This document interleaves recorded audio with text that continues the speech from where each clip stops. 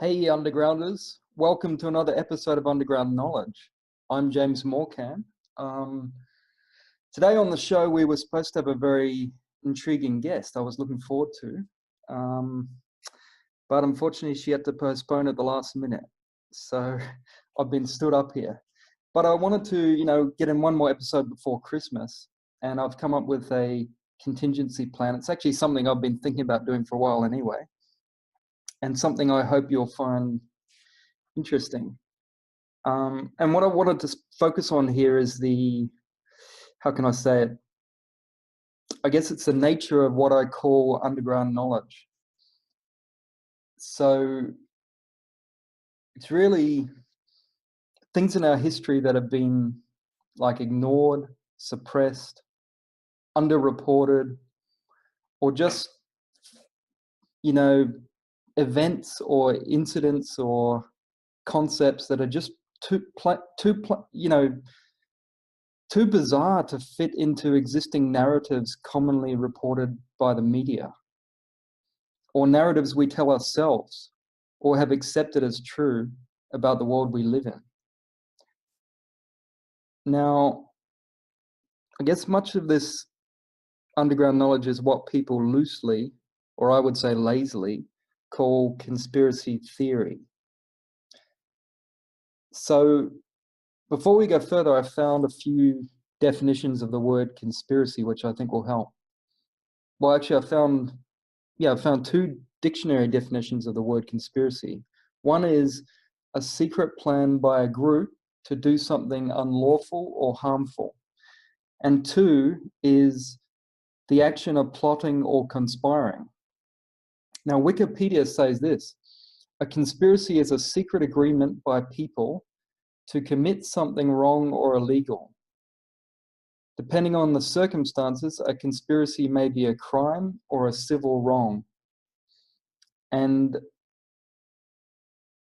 Wikipedia also says a conspiracy theory is an explanation of an event or situation that invokes an unwarranted conspiracy.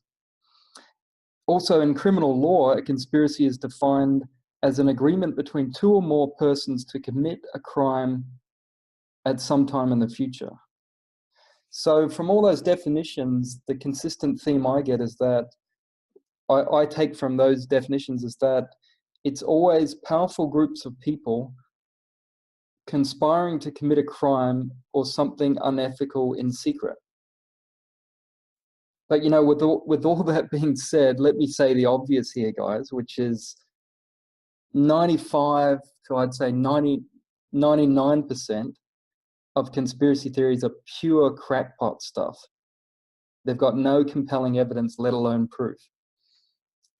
And that includes either laughable stuff like, say, Marilyn Monroe was definitely born a man, or the moon is made out of cheese, those sort of ones. But then it also includes spiteful, often racially motivated hate theories, like the Holocaust never happened or was greatly exaggerated, which, by the way, is a theory I've co-authored a book about in collaboration with Holocaust survivors to systematically debunk. And a lot of similarly warped conspiracy theories, deserve to be debunked, right?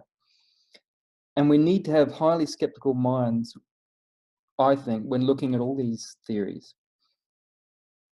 But unfortunately, guys, that's where people stop on the subject. They basically throw out the baby with the bathwater and dismiss the entire subject, right? As if there's no nuances in conspiracy research. It's as if it's a totally black and white subject. It's all rubbish, many would say. Others would say, I don't know, conspiracy nonsense. But I come back to, I think most of you listening to this would have seen so much crap online that you would agree that 95 to 99% of conspiracy theories are indeed rubbish. But then, what about the 1 to 5%? The needles in the haystack that are proven, that are real conspiracies. The ones that are admitted to by governments, by militaries of the world, by intelligence agencies? What about them? Would those conspiracy facts, if more widely reported, change the world if commonly known? Would they change our view of history? Would they alter our worldviews of present current events? So the term conspiracy theory, besides the nonsense stuff, also includes millions of underreported facts. So having the word theory in the phrase is not always helpful or accurate in the description. It's kind of like how Julian Assange, founder of WikiLeaks and a man responsible himself for leaking untold conspiracy facts to the world, once said this: "There are conspiracies everywhere. There are also crazed conspiracy theories. It's important not to confuse these two." And so that's where I'm coming from with my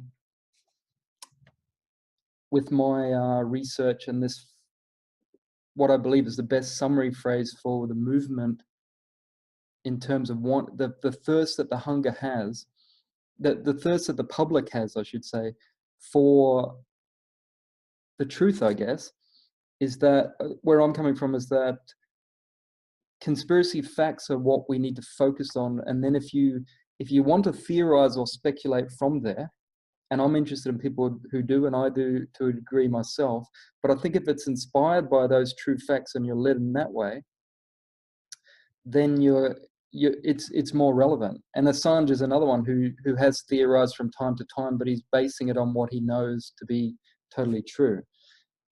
And so to this end, and for this podcast, I've come up with a list of 17 conspiracy facts.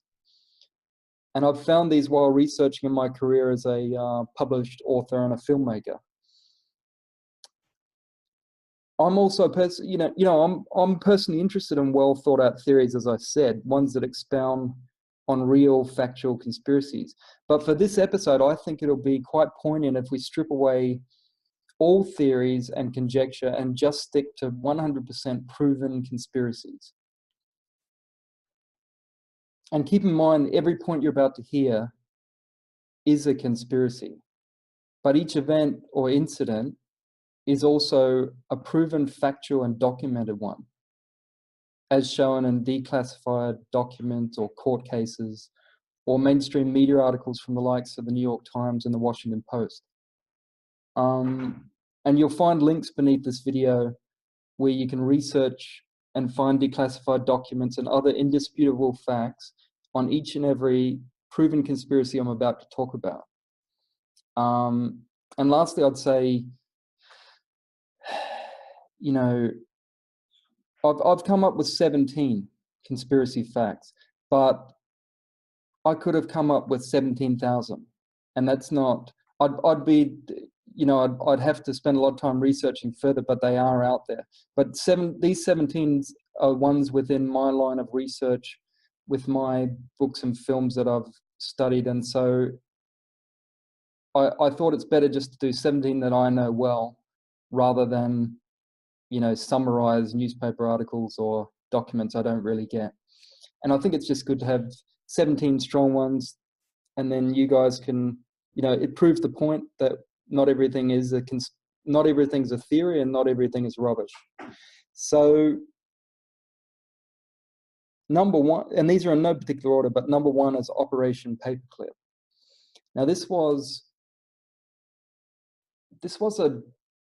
a secret for, I believe it was declassified in the mid to late 70s, and through the Freedom of Information Act in the US. And what it is after war, it's unbelievable, but after World War II, basically the Nazis had got such a jump on America and the world scientifically. They were so far ahead, and that's how one country managed to almost take over half the world, right? America and the Soviet Union and Britain, which we'll get to in a minute. But Operation Paperclip is the CIA's formally classified project, which was to bring in about 1,500 Nazi scientists, many of whom are war criminals, many of whom were, or quite a few of whom were involved in, were perpetrators of the Holocaust. They were brought into America, they were Americanized, they were given citizenships, their families came too. In many cases,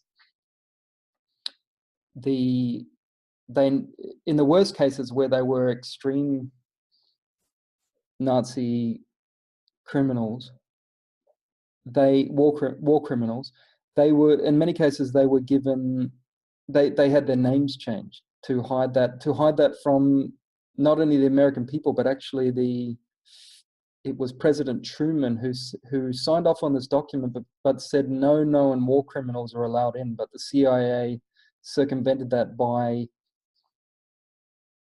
changing certain names. So what you have here with Operation Paperclip is 100%, it's an absolute conspiracy, but it's a fact, documented, CIA admits to it.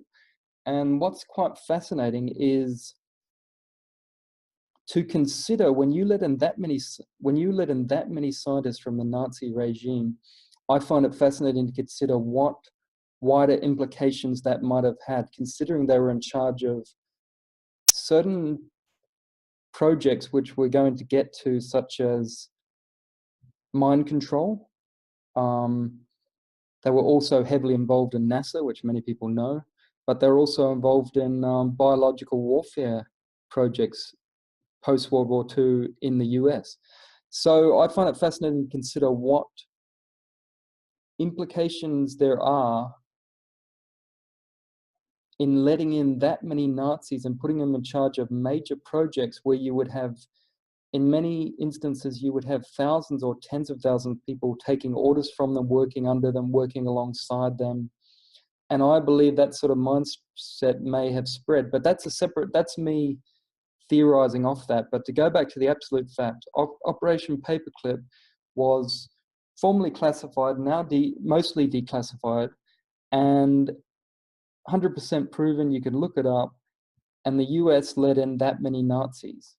Now to me, that is absolutely crazy. I don't need to be an American to say that is extremely un-American, everything against the Constitution, and it's just ridiculous that the amount of ex-military or ex-intelligence people I've spoken to just sort of think, wow, this was no big deal. Their argument is it was a Cold War battle because the Russians, which I'll come to in a minute, or the Soviets, should I say, had their own program where they were grabbing Nazis. So the excuse is, I should say, well, we had to do something. The Soviets were getting there first, but no, there's many options besides working with Nazis. Now, so I mentioned earlier that there were other, besides the US, the Soviets had Operation, can't quite pronounce it, but it's Operation Osoviakum. And so that was the Soviets equivalent, which was quite a bit smaller than Paperclip. And it was mainly to do with rocketry. Possibly they've declassified more, and maybe it's as extensive as Paperclip, but it seems to be a smaller one. But so they did the same thing, and that was hidden from the Russian people for a long time as well. Then you've got a much lesser known one called Operation Matchbox, and that was actually primarily British, but it stretched out into Canada and Australia. So you've got the British Commonwealth.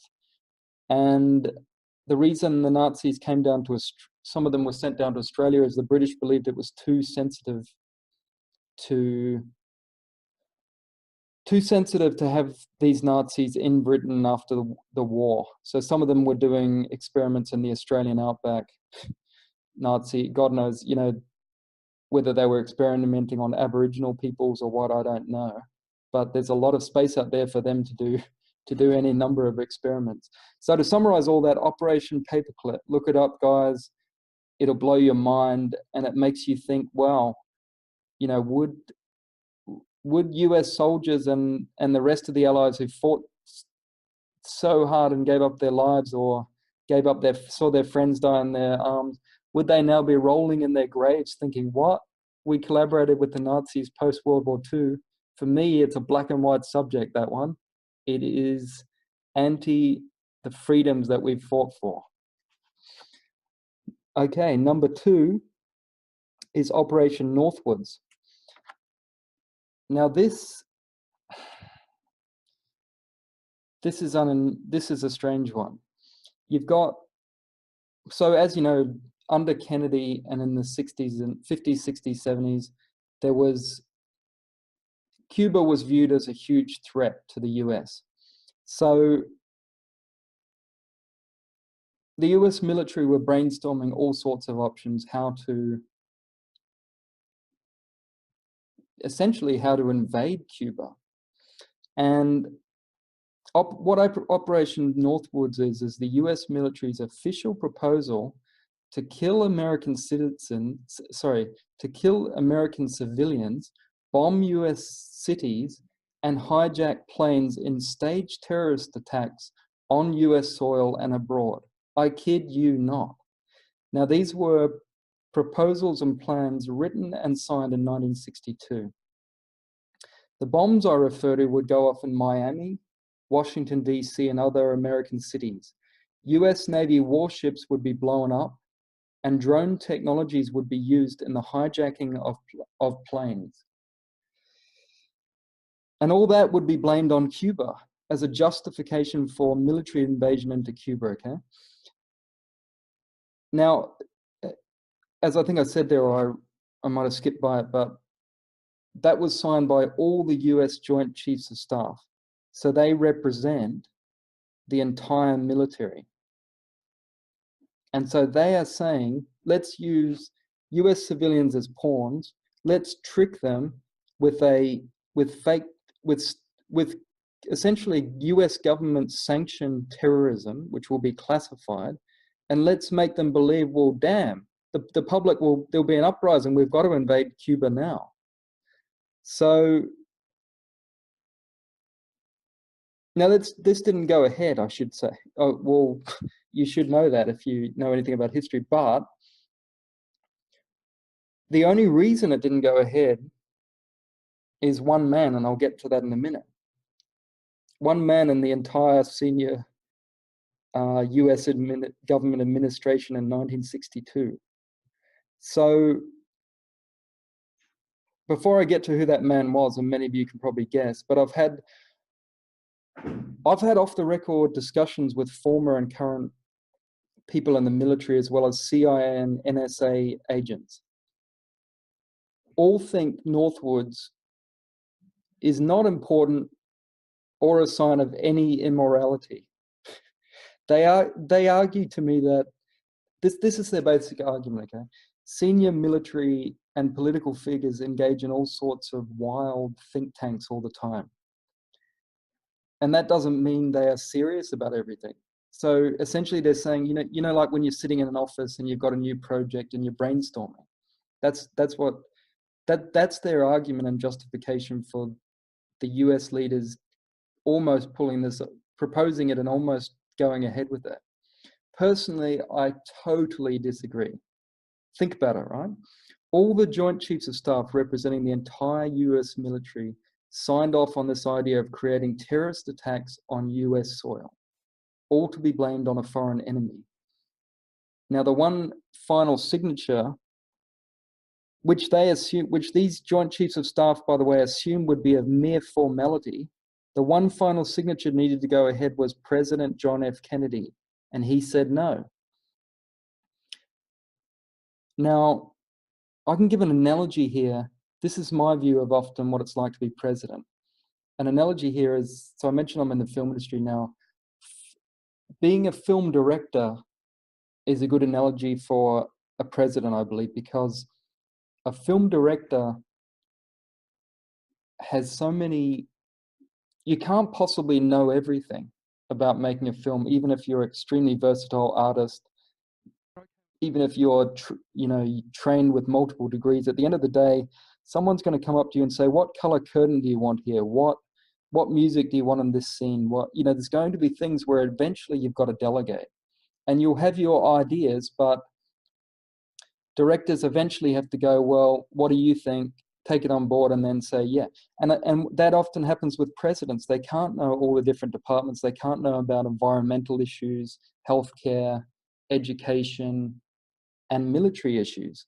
So for these, the idea that this was just brainstorming, you know, think about that. They all put forward a unanimous document to say, let's commit terrorism against US citizens on US soil, and let's blame it on Cuba. Let's not admit that we did it ourselves. Now they would have been very sure that the president would do that.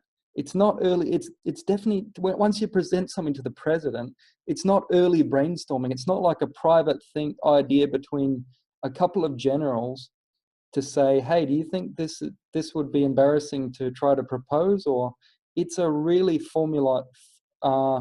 it's a really formal thing they presented. And so it didn't go ahead, but it's still a conspiracy because, as I mentioned, a conspiracy is people plotting to pull something off. Like if, for example, so some people have also argued to me, well, James, it didn't happen. What are you talking about? But look at it this way. Let's say if, let's accept for the sake of argument that John F. Kennedy was assassinated by some sort of internal conspiracy rather than the lone gunman theory. Let's say instead of him being assassinated, it was caught at the 11th hour. They managed to capture the people who were planning to assassinate the president. That would still be a conspiracy because you caught them red-handed, but the conspiracy was in motion. So the same with this. This was very far advanced. They were about to do it. And I think it's a good one to think about. Now, I should also note there's an interrelated and lesser known project called Operation Mongoose, which ties in with Operation Northwoods and includes additional proposals for government-sponsored terrorism. One that even included, you know, that this was during the early part of the space race, and they were saying if any rocket blew up, we should blame it on Cuba. That was within the Operation Mongoose documents. So fascinating stuff, and I believe Operation Northwoods is a real eye-opener into the way these sociopathic leaders at the top, not just the military, but political people and a lot of the elite people, the way they use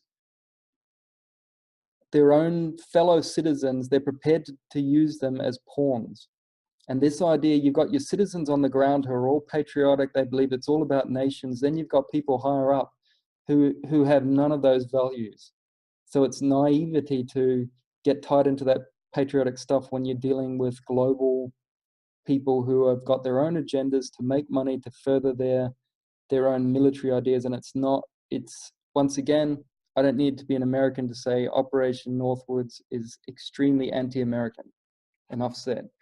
Now, number 3, Operation Mockingbird. Let me try that again. Operation Mockingbird. So from the 1950s to the 1970s, the CIA covertly funded a number of leading domestic and foreign journalists from numerous media outlets like the Washington Post, Time, the New York Times, and CBS.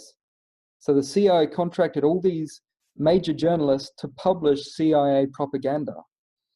And this was known as Operation Mockingbird, as I told you.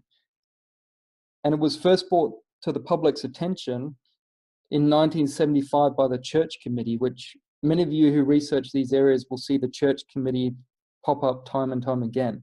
They were really great in the 70s in somehow pressuring governments to release documents. And I wish someone would be that good now, but it seems like there's a tighter seal on whatever government secrets we have. So Senator Frank Church, who that committee was named after, claimed that misinforming the world cost American taxpayers $265 million a year in US dollars, which, counting by inflation, that's like billions a year. And that was Operation Mockingbird's budget. These CIA journalist spooks, that's my name, I've come up with them for, because they're part journalists, but they appear to be normal journalists, but they're actually spies. They drew a CIA salary over and above their media salary. So you imagine that, you're getting a New York Times salary, and then you get a nice little CIA salary on top.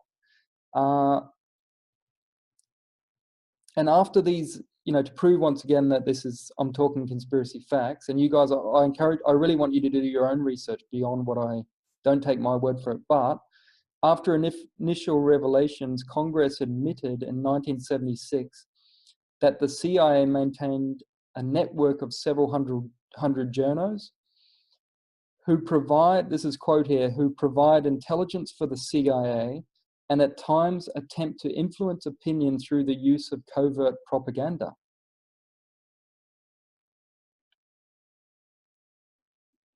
Now, the CIA's involvement with media doesn't end there, however. In 1977, Washington Post journalist Carl Bernstein of Watergate fame reported that more than 400 journalists in the past 25 years have secretly carried out assignments for the CIA. And I think this is a telling one. Intelligence agencies' approach to manipulating news media is best summed up by a senior CIA employee. This was a comment he made to the Washington Post journalist Carl Bernstein. And the CIA employee said, one journalist is worth 20 agents. So that's tapping into the idea that if you can manipulate the people through propaganda, sometimes you don't even need to fight wars. You don't even need to have secret projects that circumvent democracy, because the people will be so brainwashed by the propaganda and this sort of Operation Mockingbird style propaganda that they will fulfill your desires, and they will vote accordingly, and they will turn a blind eye to things like the Patriot Act, or because they're so brainwashed. So here's a telling one, is that former New York Times journalist Deborah Davies wrote that by the early 1950s, the CIA owned respected members of the New York Times, Newsweek, CBS, and other communications vehicles. And lastly on this, I wondered if the CIA named this project Operation Mockingbird as they feel they are secretly mocking the public with all their lies, right? So it wouldn't surprise me that they take pleasure in naming it Mockingbird, because I happen to believe many in the elite have disdain for the general public. Number 4, Project MKUltra.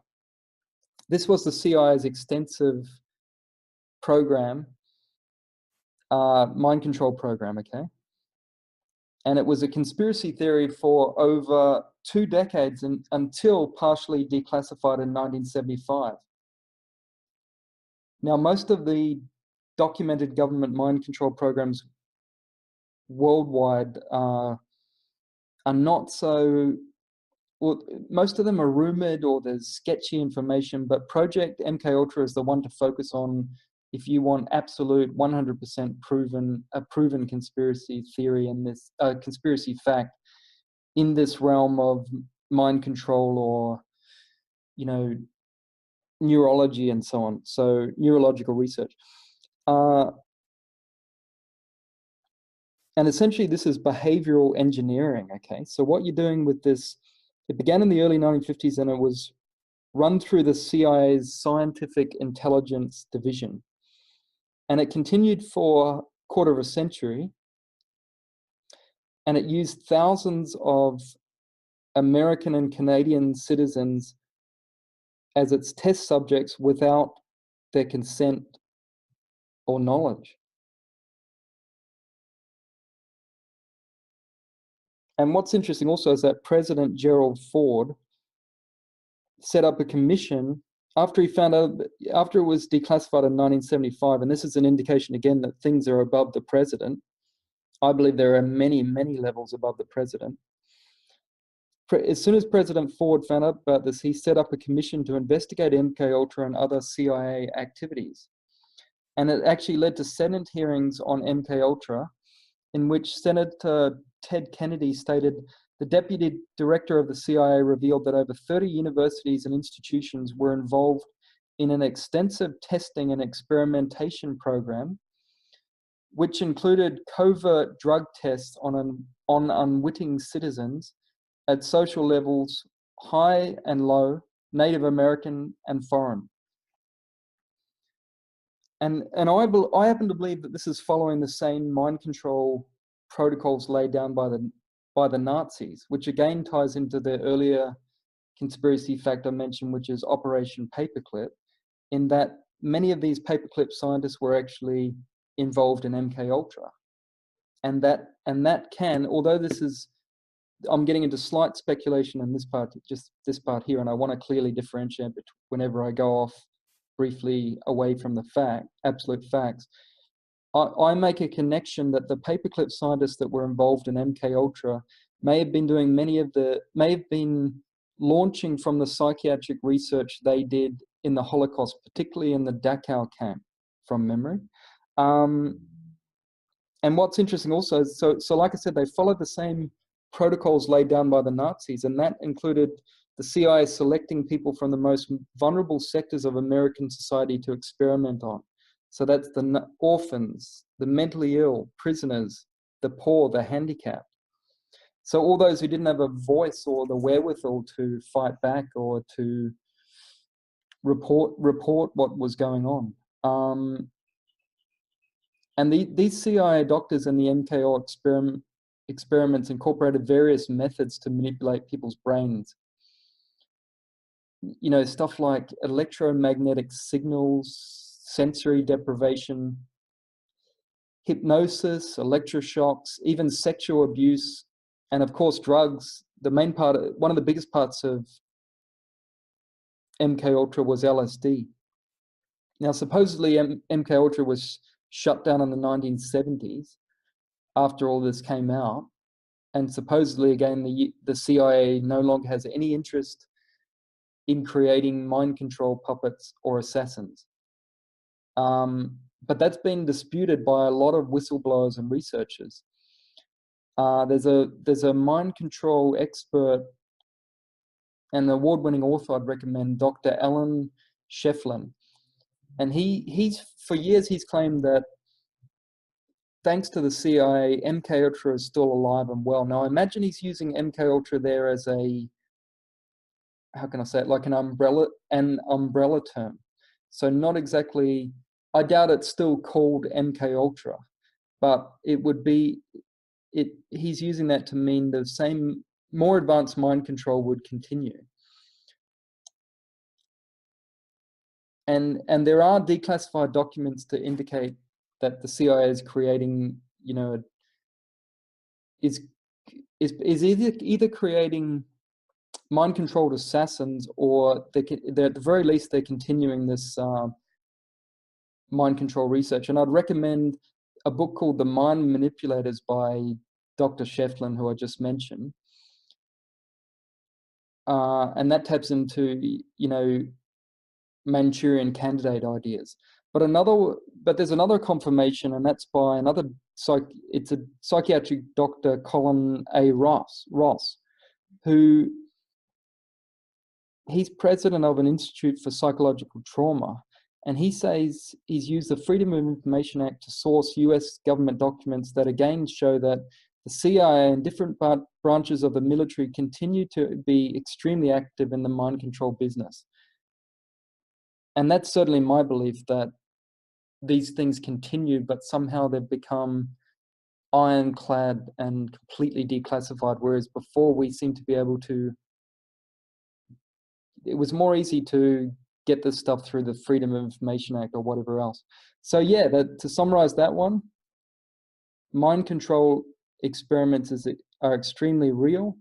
They carried on for 25 years, so they must have had a fair amount of success to keep going. And MKUltra is, again, a conspiracy fact.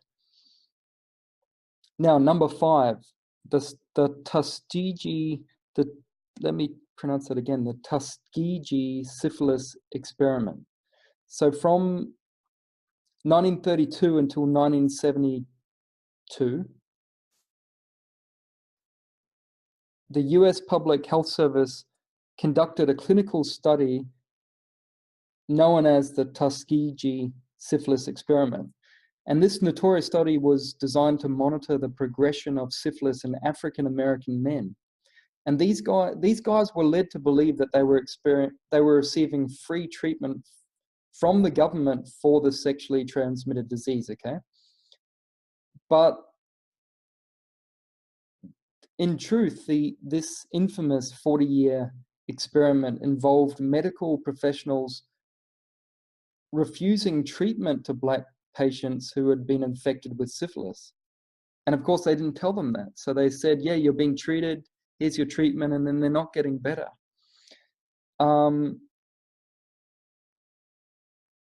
on top of that, some of them didn't have these impoverished African-American guys, some of them actually did not have the disease when at the start of the experiment. So it's a combination of denying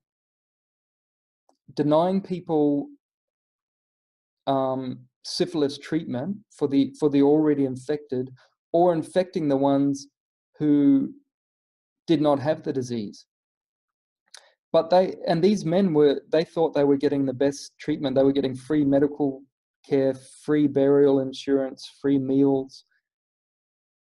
And they were also told the study was going to last 6 months. It lasted 40 years, as I said. And so the study and the observation of these men continued via their doctors, I guess, and so on, without them having any knowledge that they were, in some cases, they didn't know they were still infected with syphilis, I gather. In other cases, they knew they had syphilis, but they couldn't get treatment for it. But they were actually being told they were being treated for bad blood. And that's a colloquialism describing various conditions like syphilis, anemia, and fatigue. So it's what, the Tuskegee syphilis study is one of the most infamous biomedical research studies in US history, actually.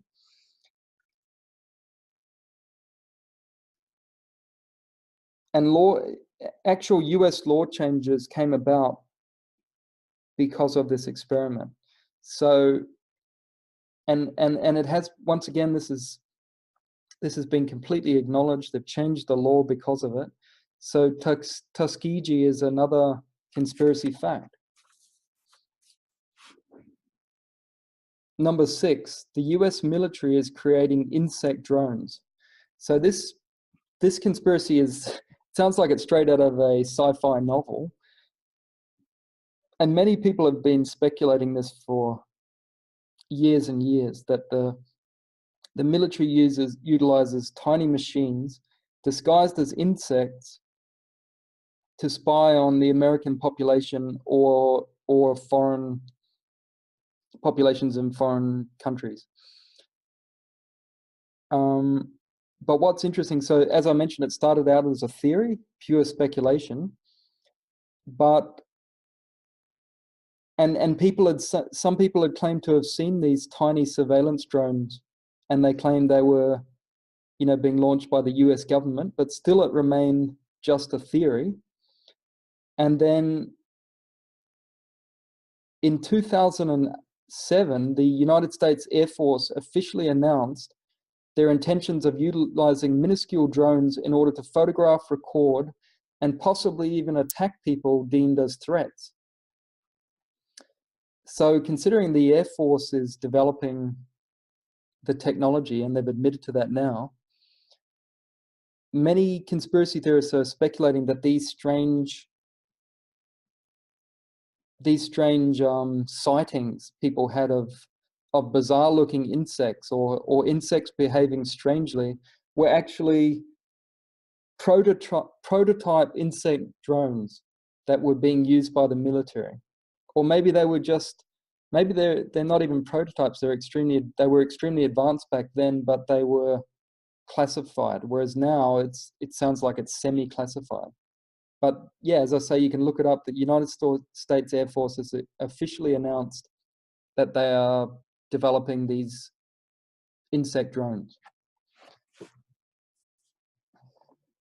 Number 7, Operation Midnight Climax. Now, this is a sub-project of the aforementioned project MKUltra. That's to remind you, that's the declassified mind control program I mentioned earlier. And Operation Midnight Climax is exactly what it sounds like. Illegal sexual experiments on US citizens, all sponsored by the CIA. Now, Climax was done in the 50s and 60s, and it consisted actually of a web of CIA-run safe houses in San Francisco and New York City. It was established actually to study the effects of LSD on unconsenting individuals.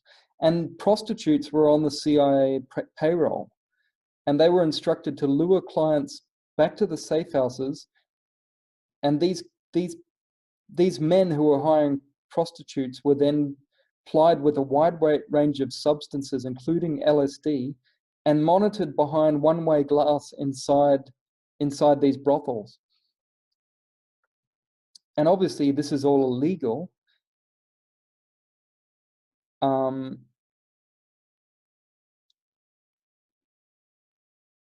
But it's said that several significant operational techniques were developed within Operation Midnight Climax, and apparently this was highly useful for the CIA.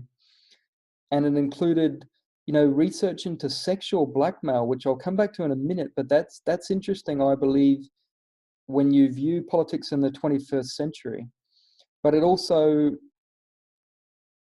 the main thing with Operation Midnight Climax was to study mind-altering drugs and what they could do, but they did that within they were studying that within the sexual realm, and so specifically within prostitution. And this little-known Operation Midnight Climax actually became quite expansive, and CIA operatives began dosing people in restaurants, bars, and beaches even.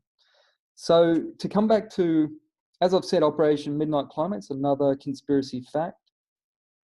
Really intriguing project, this one. But to come back to what, and I'm going to go off fact here a little, inspired by the fact we've just covered here.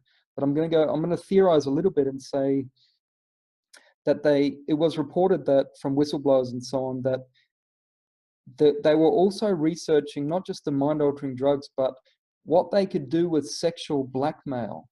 Now, you look at the amount of politicians now, not just in the US, but even more so, I think, in Britain and also in Europe, but worldwide, you look at the amount of sexual allegations that come out, and sometimes they come out in really convenient times, like someone is claiming, I'm going to leak information on you, then this sexual case comes out. Now, there is a theory, and I've heard this from whistleblowers from intelligence agencies and so on. There is a strong theory that sexual blackmail is used by intelligence agencies in that they get politicians that they've got it on video, or they've got some other proof that they've done something illegal sexually. And once they've got that, then if that person gets into office, and I'm not naming names here, but I'm sure you can picture at least a few politicians in your countries, right, who you think might be a bit deviant, or who have got a lot of allegations already against them, but they may not have been ever prosecuted. But it does make you wonder, And a lot of these ones get right to the top of politics. Now, is that a coincidence, or is it a case where the CIA and so on, intelligence agencies worldwide, have helped certain people get right to the top because they know they can own them once they're in office? Because at any time they get out of line, they can just say, hey, how would you like us to release? Remember what you did on this night at this brothel or this party? How do you think the public would react to that? And that could bring them sharply back into line. But anyway, coming back to the facts again, Operation Midnight Climax, a real sexual research project, I guess you could call it, and related to MKUltra and mind control, but a little bit different, and maybe had different, they were aiming for different results or trying to figure out different things. Now, number 8 is the Gulf of Tonkin incident. Now, this relates to Vietnam. So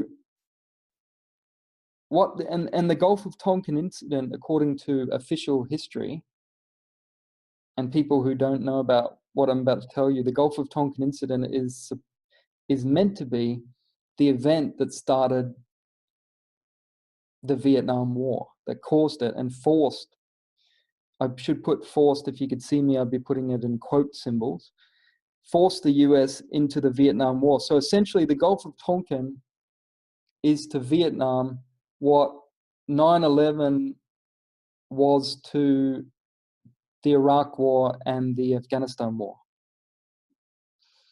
So on August 4th, 1964, President Lyndon Johnson alerted his fellow Americans on national television that North Vietnam had attacked the American destroyer USS Maddox in the Gulf of Tonkin. Not long after, Congress passed the Gulf of Tonkin Resolution, which gave Johnson the green light to begin military operations against North Vietnam. And American troops were soon stationed in Vietnam and so on.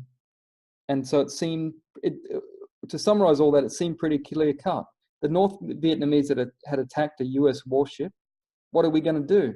We've got to invade Vietnam now. However, President Johnson and the Secretary of Defense, Robert McNamara, successfully hoodwinked the American people, it turned out. And that's because North Vietnam never attacked the USS Maddox as the Pentagon claimed. And the so-called unequivocal evidence of a second attack, which is the crucial attack, by the North Vietnamese is now commonly acknowledged as being a false report. And when I say commonly acknowledged, I'll come to it in a minute, but you've got, well, I'll cover that now. Then a National Security Agency report, so the NSA reported on the Gulf of Tonkin incident, okay, this report was declassified in 2005, and it concluded that the USS Maddox had engaged the North Vietnamese Navy on August 2, 1964, but, and this is a big but, the Maddox fired three rounds to warn off the communist boats. The initial action was never reported by the Johnson administration, which insists that the Vietnamese boats fired first. So what all that means is, no, that there were certainly some small Vietnamese communist boats in the Gulf of Tonkin, but they weren't doing anything aggressive, and the USS Maddox was the one that fired off the shots.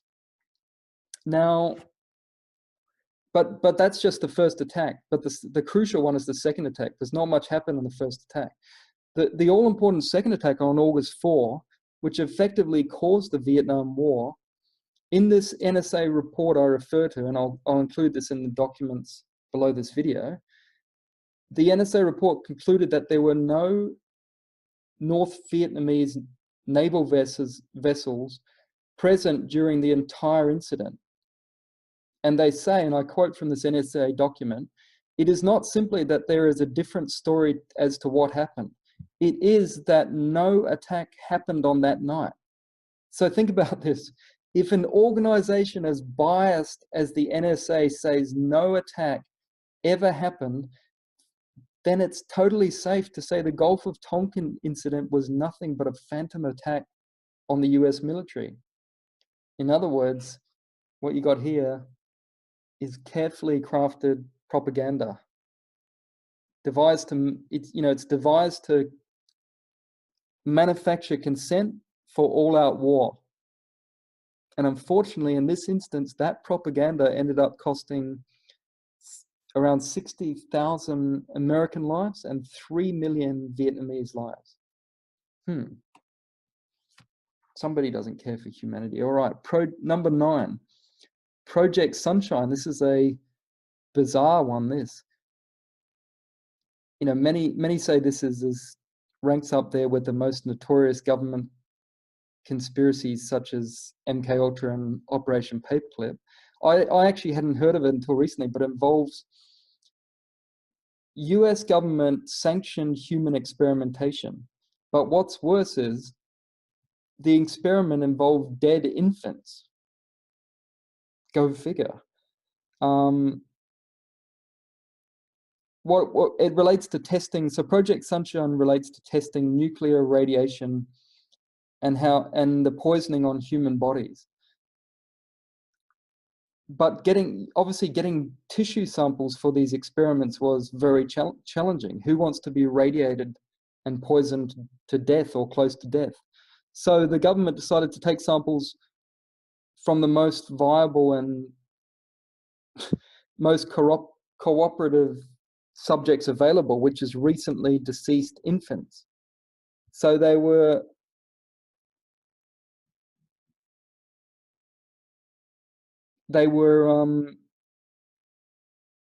measuring the global dispersion of a radiation called SR90 and measuring its concentration in the tissues and bones of these dead infants.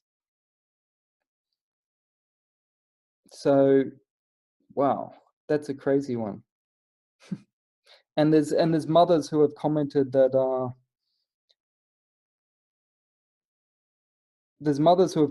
their babies' graves were dug up after this. And this is one, as I said, I've just come across this one recently, but I'm not sure how these babies got this. I know that it was all without consent, but I'm not sure how these babies got their radiation. I'd have to look more into that, but that's a fascinating one. Number 10, the US cover-up of the perpetrators of Unit 731, also known as the Asian Auschwitz. So what Unit 731 was that was one of the many units the Japanese had in China because they'd invaded China, specifically in what was it called, Manchuria, which was a Japanese puppet state. Okay, and that's now northeast China, but they'd claimed it as their own, and it was what they were doing there is the Japs were doing biological warfare research, and they had this facility. The most infamous is Unit 731. And although this is less reported than Joseph Mengele and other cruel Nazi doctors' medical research at Auschwitz and throughout the rest of the Holocaust, many have compared the hideous medical experiments at Unit 731 to the Nazis' experiments during the Holocaust. And again, this part of World War II has been barely reported. The focus is more on the Nazis, but I must admit I've studied what the Nazis did quite extensively, and that's as horrific and that can make you cry looking at those pictures and studying all that. But I must admit, this Japanese medical research really makes my stomach churn. I have to research it in small doses. It's absolutely horrific what they did to them. I won't even bring up a lot of the experiments they did, but let's just picture the worst sort of human experimentation you can imagine. then times that by about 10, and you've got Unit 731. So the conspiracy here is not that the Japanese did this, okay? What it is that it's the way that the US handled this after World War II. So similar to, there's real parallels here with Operation Paperclip. So many of the worst Nazi scientists who did all sorts of horrific experiments in World War II were protected and brought into America and never faced prosecution in the Nuremberg trials, right? So similarly here, what actually happened, declassified documents have revealed that after the war ended, a large-scale collaboration occurred between America and the scientists of Unit 731.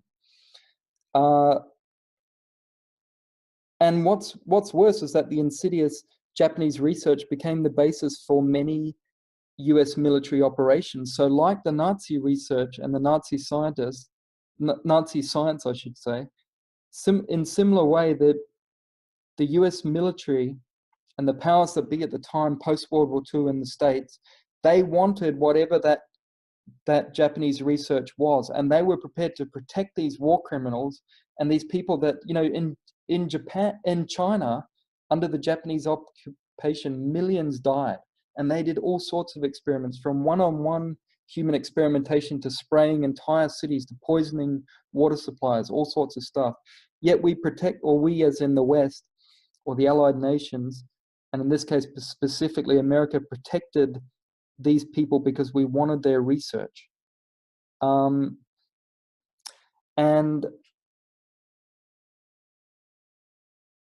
the worst doctor was General Ishii. He was in charge of Unit 731, and he's the equivalent of Joseph Mengele. And he and all the other Japanese scientists involved in Unit 731 were never tried for war crimes by the US or by any other allied nation.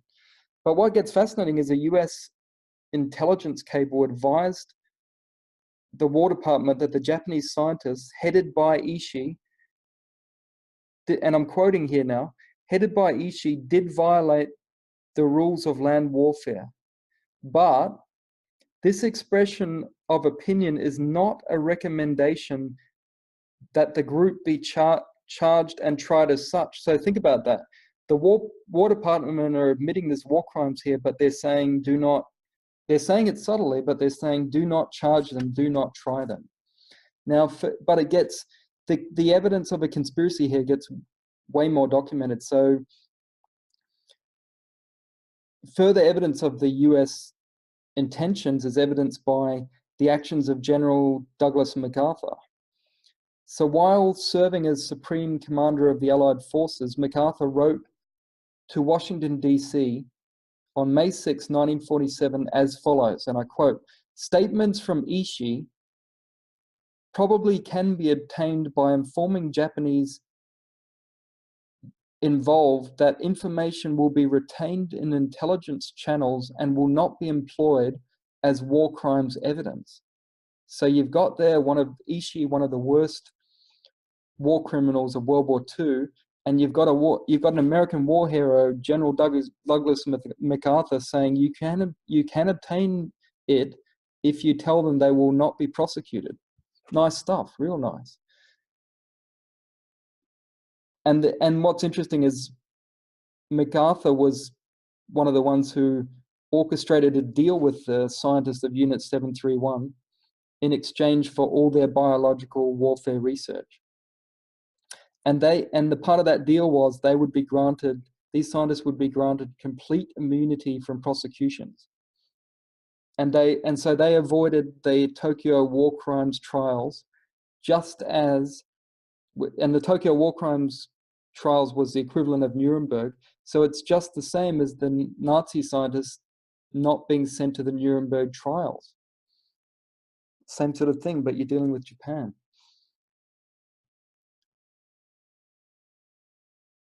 And I should add also that the Soviets actually had deals with the Japanese too, and they actually confiscated documents and created exact replicas of the Unit 731 facility in the Soviet Union, in the part that's now part of Ukraine, in a closed-off military town, and God knows what sort of experiments they were doing there. And there's also, now I'm going off fact, I'll clearly differentiate there. There is suspicion that the US military's covert biological warfare operations since World War II, including the Vietnam War's Operation Ranch Hand, where they were spraying entire forests with germ warfare.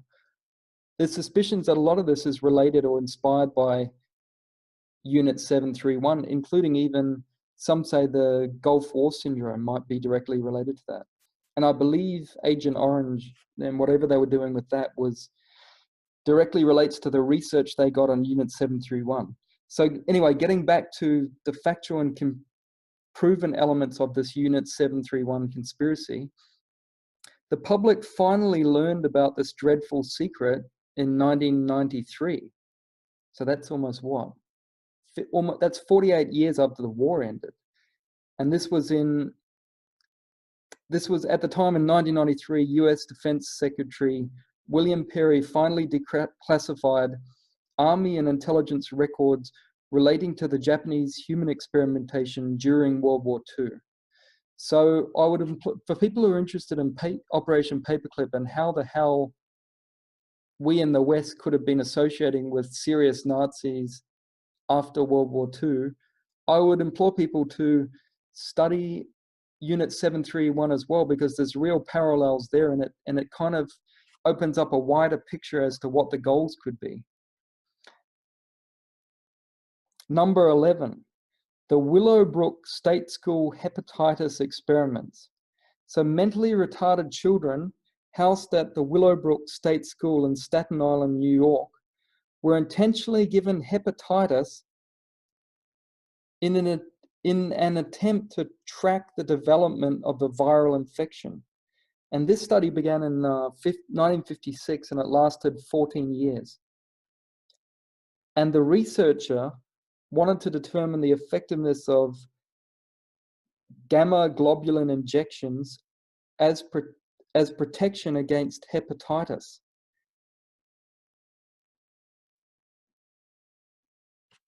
So this is another horrific experiment. I really recommend watching a critically acclaimed documentary called Unforgotten. And that examines the impact of the horrors of Willowbrook and so there's survivors, but it also shows their families and what they all endured together. And so Willowbrook, once again, there were theories about this for a long time, and the families were actually, in the late 50s and the 60s, before it was proven by US journalist Geraldo Rivera. Before then, I think that was in 72 from memory, but before then it was once again a conspiracy theory. Like there were families that were saying something's not right here, but they couldn't tie it all together. And finally, that was it. You know, it shocked New York and all of America at the time, at least for those who heard about it in the news.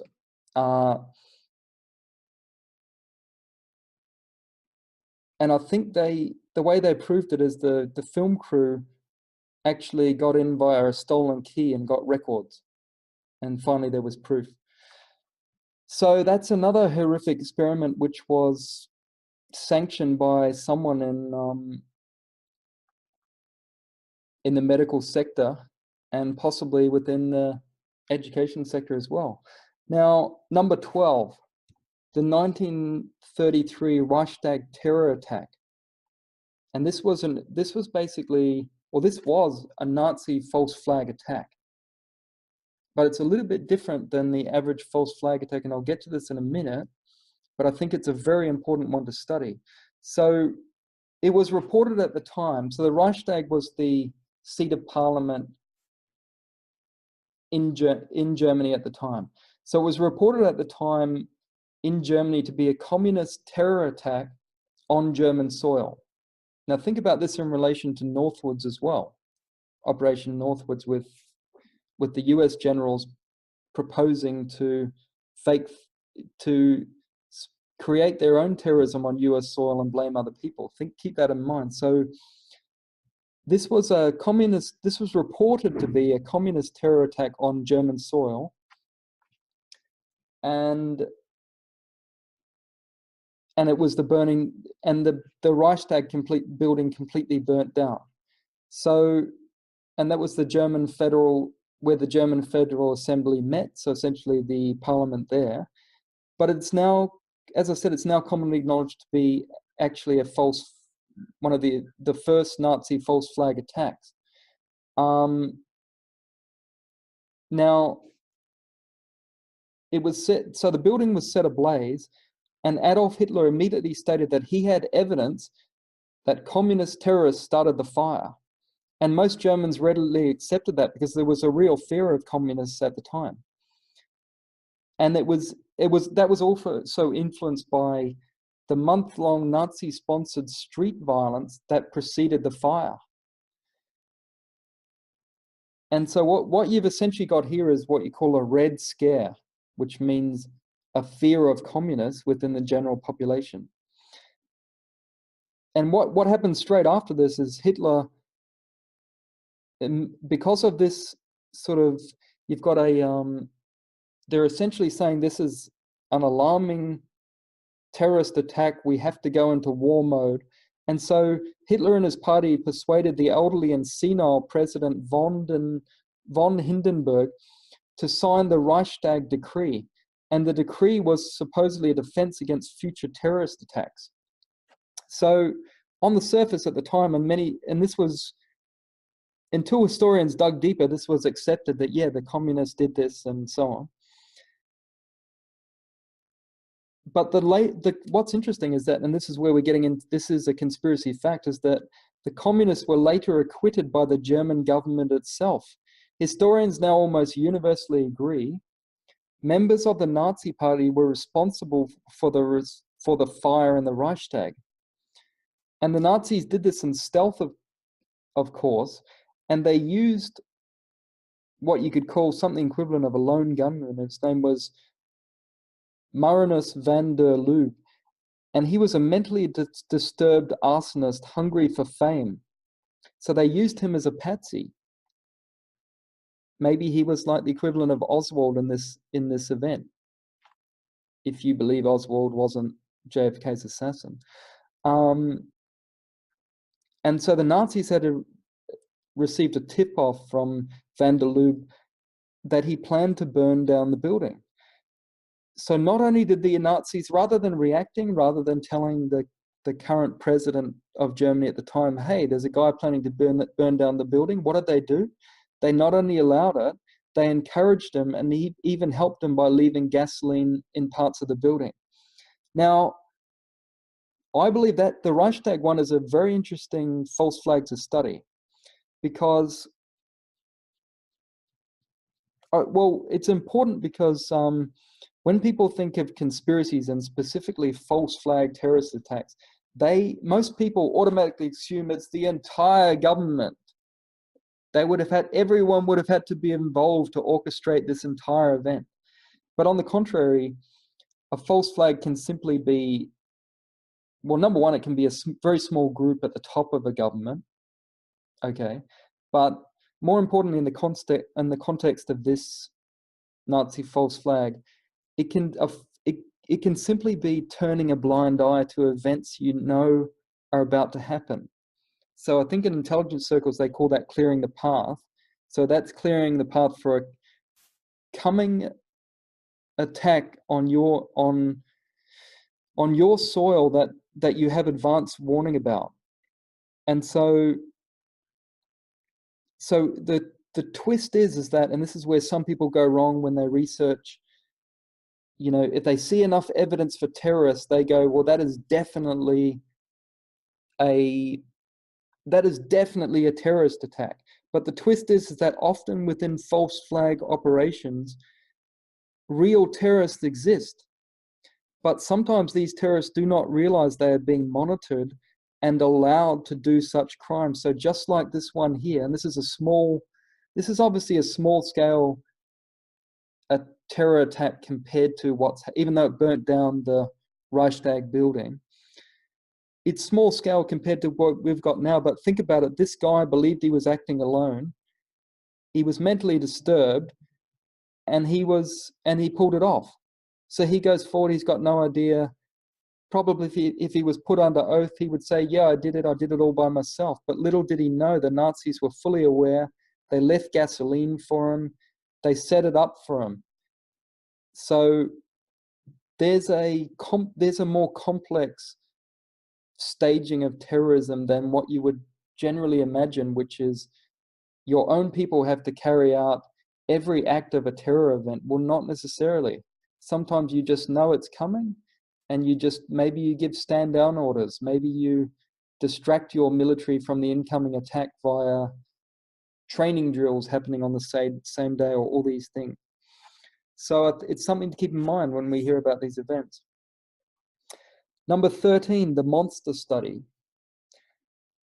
This was an experiment on 22 children, including 10 orphans in Davenport, Iowa in 1939. And it was the brainchild of Wendell Johnson, who was himself a stutterer. And he was at the University of Iowa. And it was an experiment where a grad student, Mary Tudor, who was under Johnson, was tasked with giving half of the children positive speech therapy and half of these young kids negative speech therapy. So those in the former group, the ones getting negative speech therapy, were praised for their speech fluency, while those in the latter group, sorry, let me start that again. I think I said that wrong. Those in the former group, so the ones who were given positive speech therapy, were praised for their speech fluency, while those in the latter, meaning the ones who were getting negative speech therapy, were ridiculed and told they were stutterers. And what's disturbing is that many of these orphan children in the negative group suffered psychologically and developed, even though they weren't stutterers at first, they developed permanent speech problems. So as I say, they were once normal speaking children, but these doctors and these professors screwed with their minds so much that in the end they developed lifelong permanent speech problems. And again, going back to the Nazis, this experiment, which was cynically described as the monster study by Johnson's peers who didn't agree with it at the University of Iowa, it coincided with news of Nazi experiments on Jewish and other children early in World War II. And so because of the sensitivity of the timing there, it was kept hidden from the public at large. So there's your conspiracy. And a New York Times article in 2003 by columnist Gretchen Reynolds says Johnson's findings about the nature of stuttering, once it has begun, remains accepted wisdom to this day. So I'll cut through this and just say that the University of Iowa eventually apologized for the monster study, but what was fascinating is that a number of the people, including the original people involved in it, also said that it was highly influential and useful in their speech pathology department and in their further research. And that sort of shows, once again,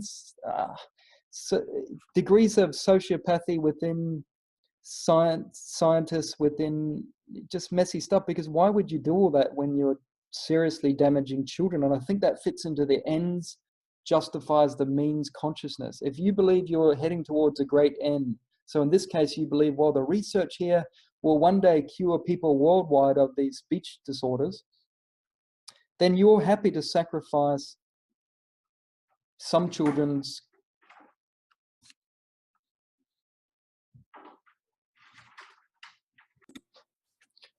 Yeah, so as I was saying, if you have the ends justifies the means mentality, then you are completely happy to commit some unethical or immoral or criminal act in some cases within a scientific experiment or a military exercise or whatever, you tend to view people as pawns.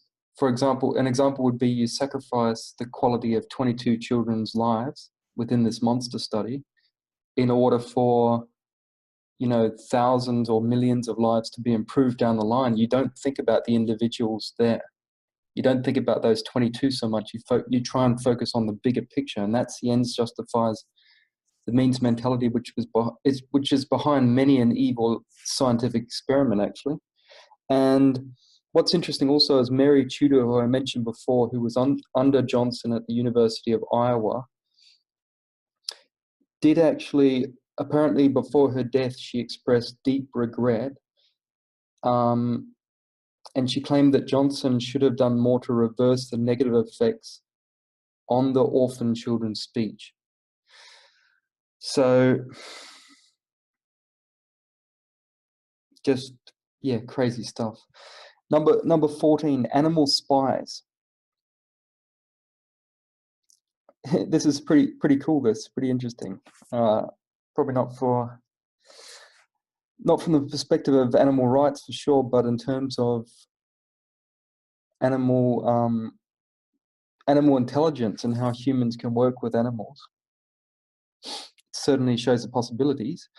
So, declassified intelligence documents, including from the likes of the Office of Naval Research, as well as results from government-sponsored experiments at Harvard and Yale, show how hypnosis and electro-implant experiments were first conducted on animals, not humans.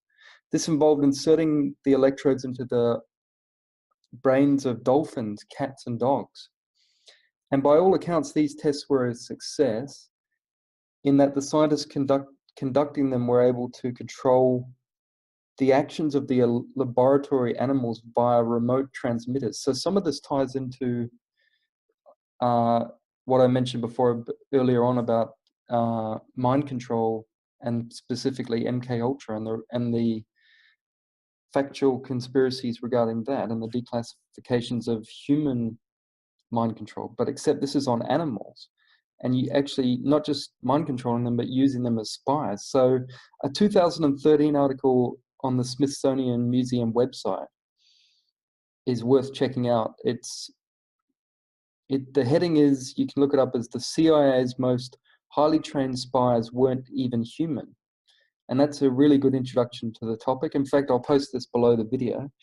And that article reads, as a former trainer reveals, the US government deployed non-human operatives, ravens, pigeons, even cats, to spy on Cold War adversaries. Now, you may be wondering, well, how is all this a conspiracy? You know, you might be thinking it could just be said to be exotic research. However, keep in mind, many controversial figures over the years, or enemies of superpowers like enemies of the US, Russia, or China, have claimed that, you know, they've been said to have lost their minds, right? But they've claimed, due to their suspicions or paranoias or maybe inside knowledge, that animals, especially birds, were spying on them. I've read that over and over from different people they claimed have gone insane or are just extremely paranoid people. And many of these type of people become, whether they're political dissidents or heads of state of foreign territories or whatever, many of these people become laughing stocks. And before, anyone who proposed to be true would be laughed at and called something like crazy conspiracy theorist or just plain mad. And again, guys, this is yet another theory with animal spies where truth is stranger than fiction, and it is a conspiracy reality. Number 15, the Duplessis orphans. So in the 1940s, the government of Quebec, Canada, in league with the Roman Catholic Church, began falsely certifying thousands of orphans. So once again, we're on this orphan subject again. They're a very good group. If you can find children with no parents and no backup and no line of defense in the adult world, they're the best group for these. They're the most vulnerable group for these the powers that be to target. So here you've got the government of Quebec in Canada, in league with the Roman Catholic Church, falsifying thousands of orphans' records to categorize them as mentally ill and confining them to psychiatric institutions. And this was all to do with money. So it happened during the tenure of Quebec Premier Maurice Duplessis in the 1940s and 1950s, when a change in government policy saw higher federal subsidies paid out to hospitals than to orphanages. And these children were hastily diagnosed. And when I say these children, these orphans, I'm talking around 20,000, they estimate, were hastily diagnosed as psychotic to capitalize on the increased subsidies. Wow.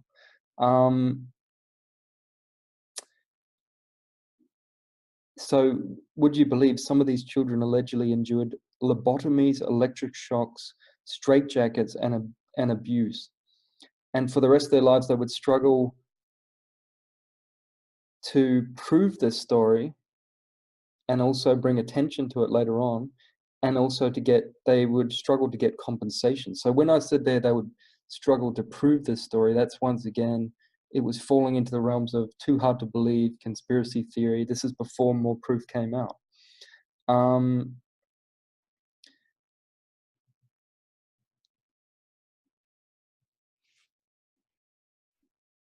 And even some of the survivors have even asked the Quebec government to exhume bodies in an abandoned Montreal cemetery, thought to hold the remains of orphans subjected to medical experiments.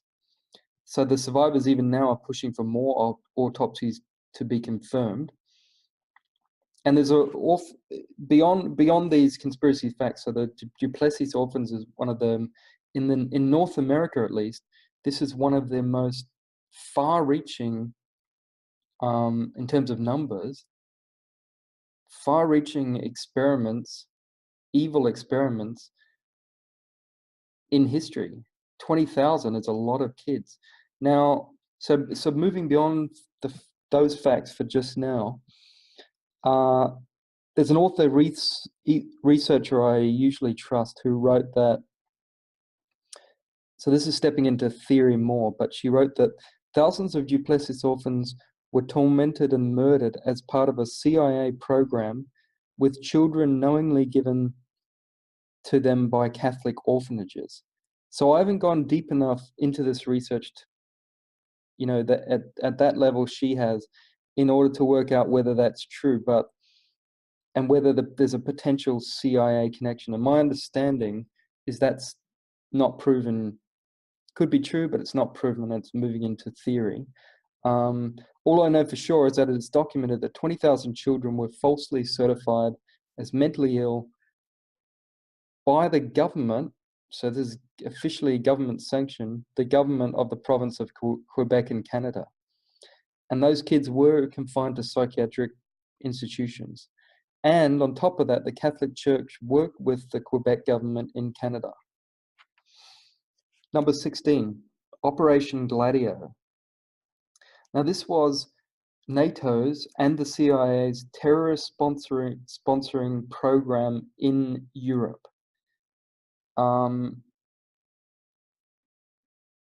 So this is an important one to study because it proves that there are more nuances in this whole the free world versus the rest of the world narrative, or Western nations versus terrorist nations. It's a lot more complicated.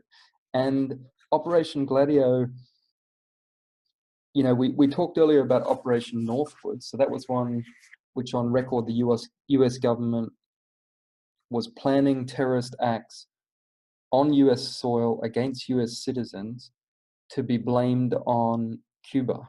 But now, and this is quite similar, except the difference is it wasn't just people conspiring to carry out false flag terrorism or stage government terrorism, but actually succeeding in carrying out those plans. So Operation Gladio is undisputed historical fact. was part of a World War II program set up by the CIA and NATO to thwart future communist invasions or influence in Italy and Western Europe. So this was in the 1960s and 70s and 80s, and many claim it's still going on. Now, the existence of Operation Gladio was actually confirmed and admitted by the Italian government in 1990, and that was after a judge, Felice Carson, discovered the network in the course of his investigations into right-wing terrorism.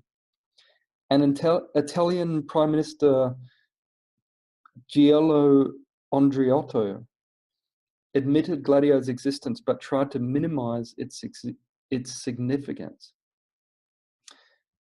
And so the main function of the Gladio-style groups, in the absence of a Soviet invasion, seems to have been to discredit left-wing groups and politicians through the use of strategy of tension, including false flag terrorism. And that includes fear propaganda, agent provocateurs, which are people who often enter demonstrations and make them turn violent. And of course, one of the biggest ways to manipulate the public in this instance was acts of terrorism. And so they were framing communists and left-wing political opponents by making it seem as if they were committing these acts of terrorism. So as I say, it's historically accepted and confirmed. It's probably one of the biggest confirmed examples of false flag terrorism. So the documentation, the resolution, the confessions as well, and the convictions all confirm that Gladio is much more than the media or government would have you believe. They would have you believe it's a mere conspiracy theory. No, it's a conspiracy fact.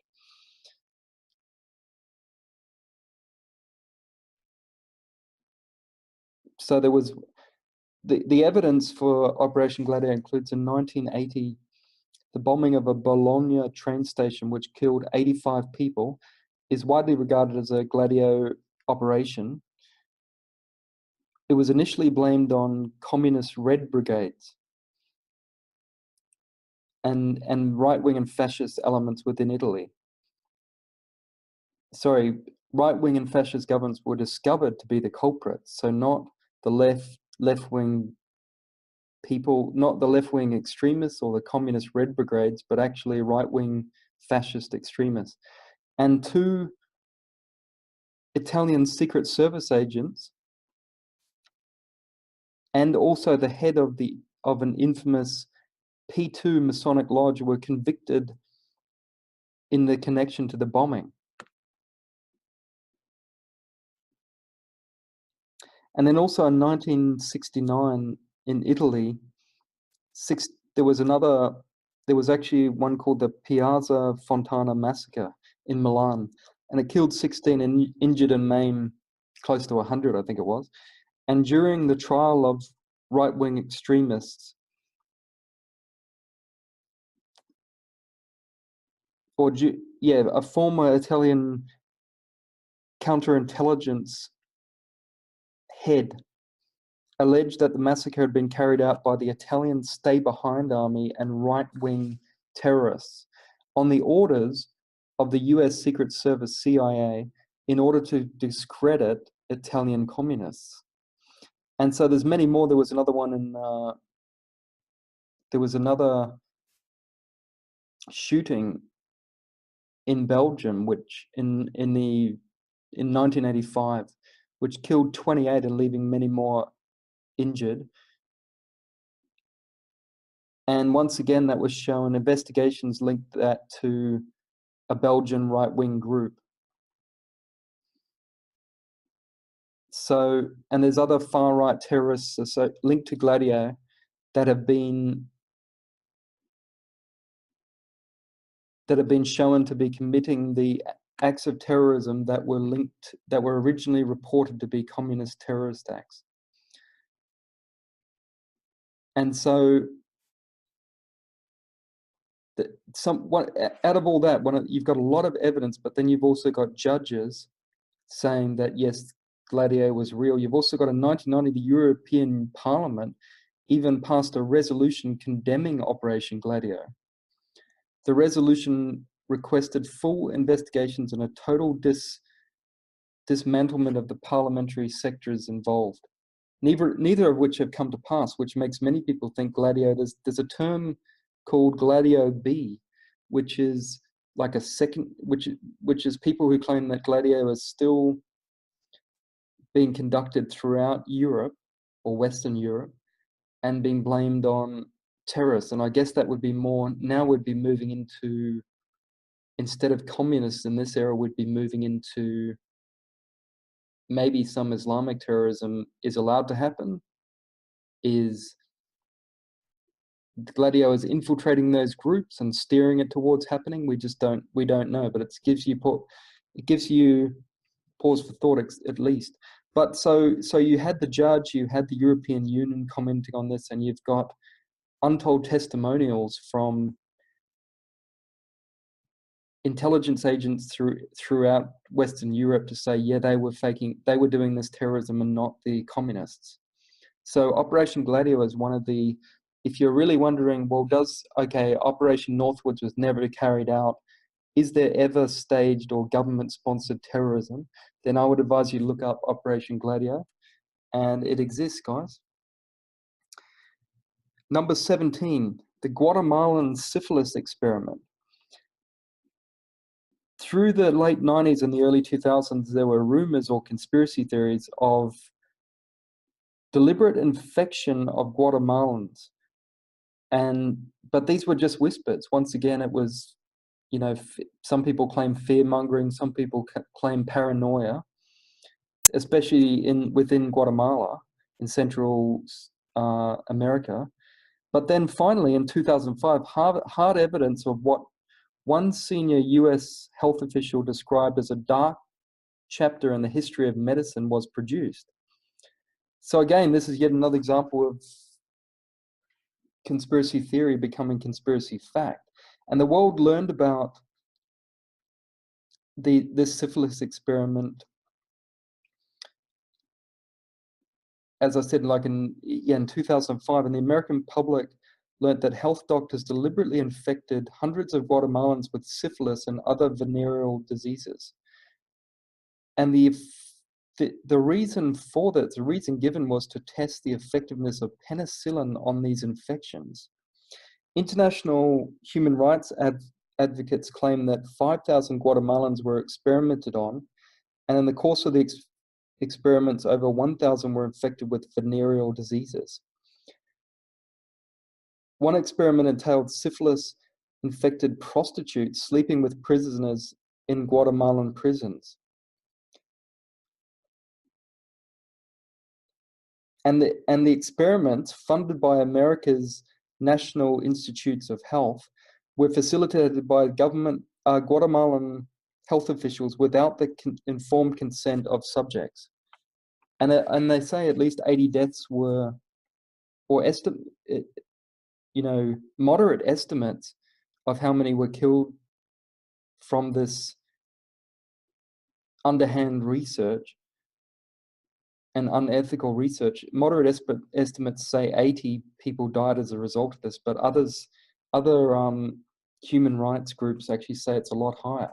Now, where it gets interesting is that in October 2010, the US government officially apologized for the actions of American citizens involved in this whole ugly business. And in a joint statement, Secretary of State at the time, Hillary Rodham Clinton, and Health and Human Services Secretary Kathleen Sebelius said, although these events occurred more than 64 years ago, we are outraged that such reprehensible research could have occurred under the guise of public health. We deeply regret that it happened, and we apologize to all individuals who are infected by such abhorrent research practices. So there you have it, Hillary Clinton herself admitting to this and apologizing on behalf of the US government. And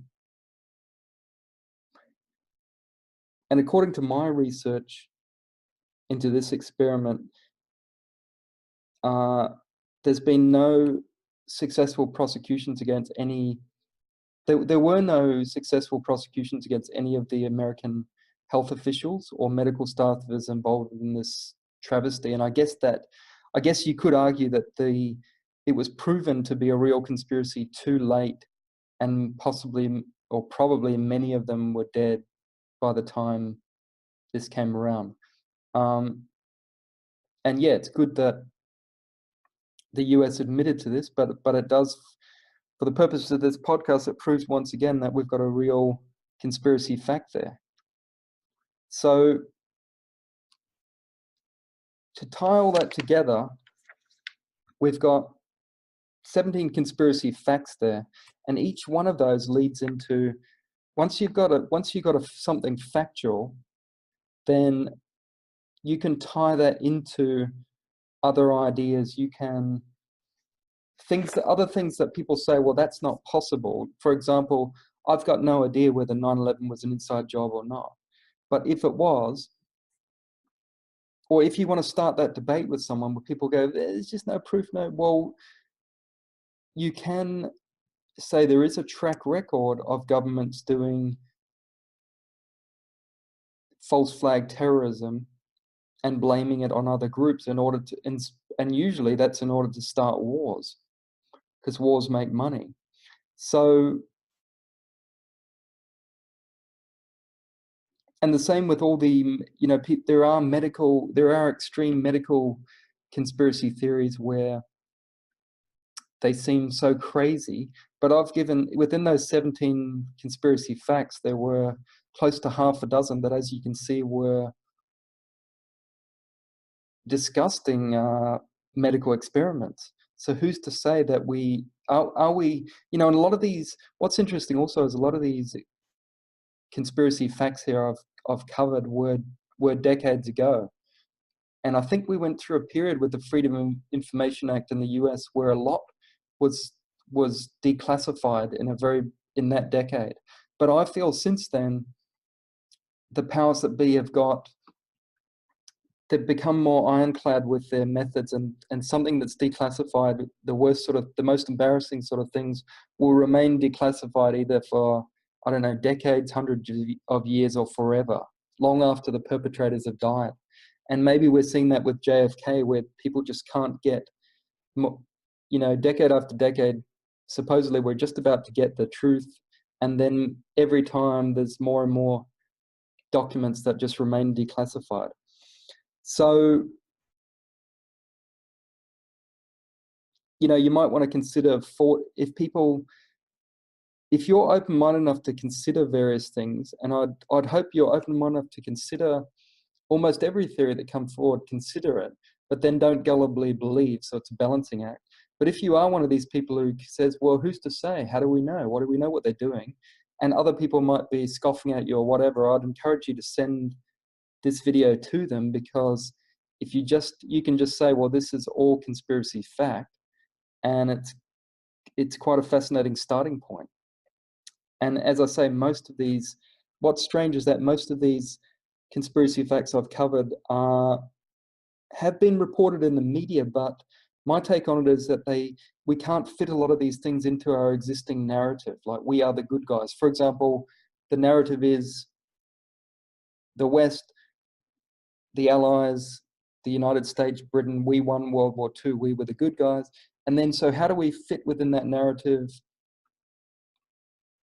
that we collaborated with Nazis, some of the worst Nazis and the worst Japanese, doing the most horrific experiments on human beings and captives? How do we fit that into the narrative that we collaborated with them, we looked after them, we brought them into our countries, we protected them, and we put them in charge of that's a very hard thing to fit. So I think oftentimes it goes into the too hard basket, not just within the public, but also within journalists, where that just doesn't quite make sense. So a lot of these conspiracy facts were widely reported, and mostly within the New York Times, the Washington Post, or the Guardian in the UK, all the major publications, but you'll find they weren't headline news, because, and I believe that's because then you almost have to reach, rewrite history in your brain to understand it all, and it gets too complicated, and I think it falls into the too hard basket. And so, lastly, if anyone has any further thoughts or things to add, or even things that you think I got wrong, post your comments under this video. Add your thoughts. And also let me know if you think I overlooked any other important conspiracy facts, things that you may have looked into or researched yourself. Thanks, guys. Really enjoyed it. See you next time.